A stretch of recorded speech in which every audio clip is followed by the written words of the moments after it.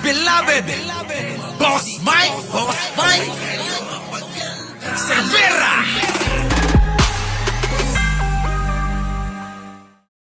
Ano pa? Eto pa. Pasok. Dito na tayo. Tapos usisain sa Senado, pinakiusapan ng PNP ng isang senador na ibalik sa seguridad ng vice-presidente kahit yung mga taga Davao City lang na pinagkakatiwalaan ng vice. Ang tugon ng PNP chief sa pagtutok ni Mav Gonzales. Kita nyo. Alagaan nyo. May pakondisyon pa. Siya pa may ganang magpakondisyon. Etong mga dutae pang may may ganang humingi ng kondisyon. Anak na tinapa na yan.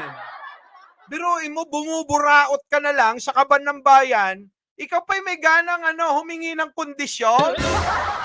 Saan kayo nakakita ng ganyan mga kababayan na leader ng bansa? Sa oras ng kagipitan na kailangan mo magsilbi sa bayan, wala ka! Tapos, ikaw pa'y may gana. Kayo pa. Humingi ng kondisyon. Ibang klase, mga kababayan. Sige, tuloy.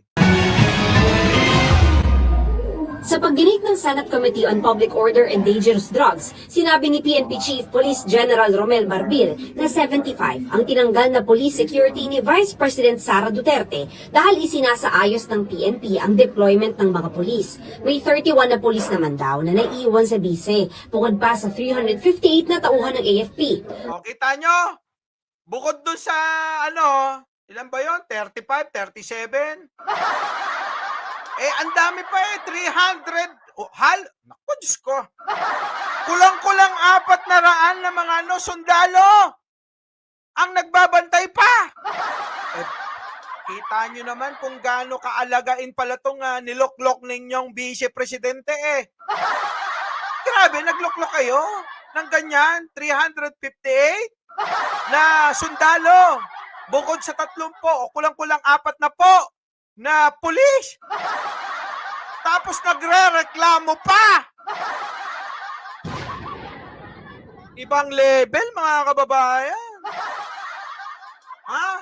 Abay, kumuha nga tayo ng ating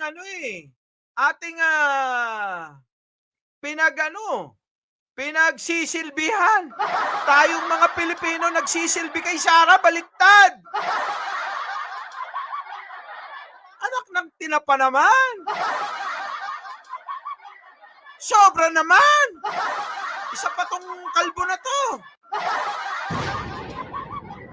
Abay naku, Diyos ko po mga mare at pare.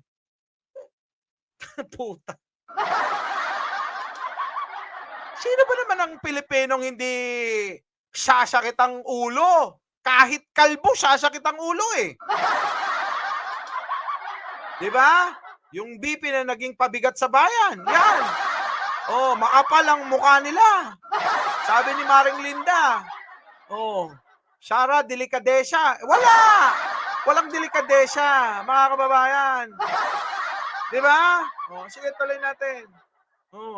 Paliwanag din ni Marbil sa ginawang threat assessment ng Presidential Security Command o PSC na namamahala sa seguridad ng Pangulo at Pangalawang Pangulo, wala raw banta sa buhay ni VP Sara.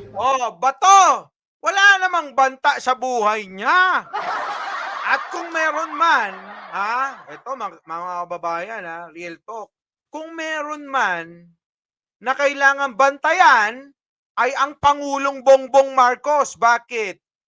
Ang daming mga siraulong mga kriminal ang mga nasasadlak ngayon. Tulad ng mga ng mga gumagawa diyan at involved diyan sa Pogo na pinahinto ni Pangulo. Di ba? Pero inyo 'yon. Tulad ng yung mga gustong agawin ng posisyon sa pagkapangulo. Diba? Ang daming ngayon banta kay Pangulo Dapat si Pangulo ang binabantayan, hindi si Sara. Diba? Ilang kaya naging bantay niya sa concert ni Taylor Swift? Oo. Oo, 'di ba? Bisaya kasi kaya binibisaya ko din. 'Di ba mga kababayan? Oo. Anak ng pating talaga talong mga ay nako. Tapos di nyo naman marinig kung ano talaga gusto sa bayan. 'Di ba? Ano plano niya sa bayan? Ano plano niya sa mga tanga at bobot mangmang? Alam na natin kung ano plano. Manatili kayong mga mangmang, mga animal kayong mga didisyet. 'Di ba? Yan ang gustong-gusto nilang gawin sa inyo. Kasi hindi kayo tumatalino. Imbis na madagdagan yung utak ninyo, pabawas ng pabawas eh. Ha? Pabubo kayo ng pabubo. Di ako nagagalit, Jan Angeles. Oh. Naiinis ako. Kaya hindi lumalago tong bansang ito eh. Ang daming mangmang. Kakampi sa mga animal na mapagpanggap na makabayan, Pilipino, makabansa. Anak ng pating na yan. Sana man lang makita natin sa ginagawa nila. 'Di ba? Sobra ka naman, Rico Blanco, sabaw na utak nila. Bungol daw. Catherine Villamin, Agno Limperias, Ma'am Jo. Sorry naman, Joanne Gumasing. Hindi pa rin sila gumigising eh. Benchball, opo. Celia Africa. Swerte kasamang bantay, nakapanood ng concert. Di ba? Sige, tuloy. Sabi ko, have to reduce based dun sa recommendation natin na wala po siyang threat. Pag-iusap ko, kahit na hindi mo na ibalik yung the same number na tinanggal mo, palitan mo lang ibalik mo lang yung mga taga Davao na... Isa pa yung animal kayo talaga eh. Di ba? Ano sabi ni Banat Bay? Tinanggalan ng bantay. Anak ng pating talaga yung pakalat sa mga bobot, mga mangmang na tagosunod nila. Pero siya paniwala naman yung mga mangmang. Bakit? Tinanggalan nyo si Sara namin. Naku, kawawa naman si Sara namin, wala nang bantay. Pero napakarami pang naiwan. Halos humigit kumulang 400 pa eh.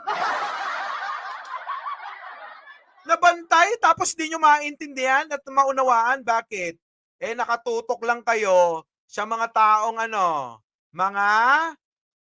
sinusundan ninyo na nililito kayo at nililin lang kayo. Hindi kayo mahal ng mga pinapakinggan ninyo tulad ni Marlic at ni Banat Bay. Bakit? Hindi sila nagsasabi ng totoo sa inyo.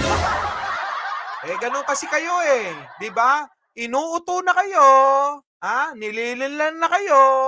Abay, tuwang-tuwa pa kayo. Ganun ang utak eh. Sige, biruin mo, naniniwala sila kahit walang ebidensya, kahit laway-laway lang. Buti pa ako, talsik laway lang eh.